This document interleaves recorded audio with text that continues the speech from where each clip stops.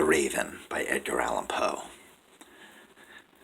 Once upon a midnight dreary, while I pondered weak and weary over many a quaint and curious volume of forgotten lore, while I nodded, nearly napping, suddenly there came a tapping, as if someone gently rapping at my chamber door. "'Tis some visitor," I muttered, tapping at my chamber door, "only this and nothing more." Distinctly I remember, it was in the bleak December, and each separate dying ember wrought its ghost upon the floor. Eagerly I wished the morrow, vainly I had sought to borrow from my books surcease of sorrow, sorrow for the lost Lenore, for the rare and radiant maiden whom the angels name Lenore, nameless here forevermore. And the silken, sad, uncertain rustling of each purple curtain thrilled me, filled me with fantastic terrors never felt before, so that now, to the still beating of my heart, I stood repeating, "'Tis some visitor entreating entrance at my chamber door, some late visitor entreating entrance at my chamber door, that it is, and nothing more." Presently my soul grew stronger, hesitating then no longer. "Sir," said I, "or madam, truly your forgiveness I implore, but the fact is I was napping, and so gently you came rapping, and so faintly you came tapping at my chamber door, that I scarce was sure I heard you." Here I opened wide the door. Darkness there, and nothing more. Deep into that darkness peering, long I stood there, wondering, fearing, doubting, dreaming dreams no mortal ever dared to dream before. But the silence was unbroken, and the stillness gave no token, and the only word there spoken was the whispered word, "Lenore?" This I whispered, and an echo murmured back the word, "Lenore." Merely this, and nothing more. Back into the chamber turning, all my soul within me burning, soon again I heard a tapping somewhat louder than before. "Surely," said I, "surely that is something at my window lattice. Let me see then what thereat it is, and this mystery explore. Let my heart be still a moment, and this mystery explore. 'Tis the wind, and nothing more." Open here I flung the shutter, when, with many a flirt and flutter, in there stepped a stately raven of the saintly days of yore.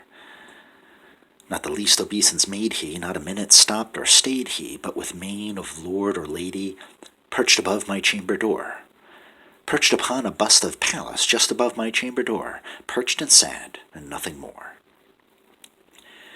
Then this ebony bird, beguiling my sad fancy into smiling, by the grave and stern decorum of the countenance it wore, "Though thy crest be shorn and shaven, thou," I said, "art sure no craven, ghastly, grim, and ancient raven, wandering from the nightly shore.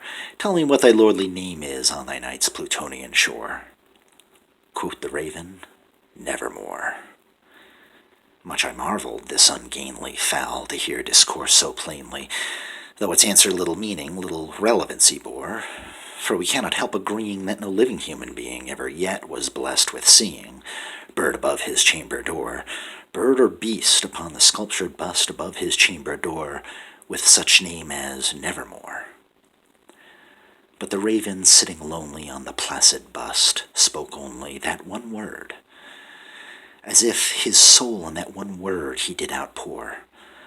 Nothing farther than he uttered, not a feather than he fluttered, till I scarcely more than muttered, "Other friends have flown before. On the morrow he will leave me, as my hopes have flown before." Then the bird said, "Nevermore." Startled at the stillness broken by reply so aptly spoken, "Doubtless," said I, "what it utters is its only stock and store, caught from some unhappy master whom unmerciful disaster followed fast and followed faster, till his songs one burden bore, till the dirges of his hope that melancholy burden bore, of nevermore." But the raven still beguiling all my fancy into smiling, straight I wheeled a cushioned seat in front of bird and bust and door. Then upon the velvet sinking, I betook myself to linking Fancy unto fancy, thinking what this ominous bird of yore, what this grim, ungainly, ghastly, gaunt, and ominous bird of yore meant in croaking nevermore. This I sat engaged in guessing, but no syllable expressing to the fowl whose fiery eyes now burned into my bosom's core.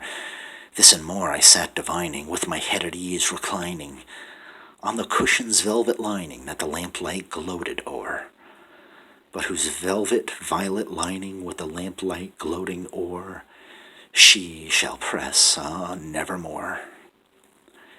Then, methought, the air grew denser, perfumed from an unseen censer, swung by seraphim whose footfalls tinkled on the tufted floor. Wretch, I cried, thy God hath lent thee, by these angels he hath sent thee, respite, and nepenthe from thy memories of Lenore. Quaff, oh quaff, this kind nepenthe, and forget this lost Lenore. Quoth the raven, nevermore. Prophet, said I, thing of evil, prophet still, if bird or devil, whether tempter sent, or whether tempest tossed thee here ashore, desolate yet all undaunted, on this desert land enchanted, on this home by horror haunted, tell me, truly, I implore, is there balm in Gilead? Tell me, I implore.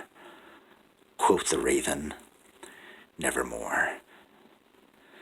Prophet, said I, thing of evil, prophet still, if bird or devil, by the heaven that bends above us, by that God we both adore, tell this soul with sorrow laden, if within the distant Aidenn it shall clasp a sainted maiden, whom the angels name Lenore.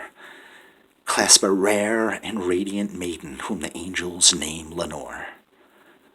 Quoth the raven, nevermore.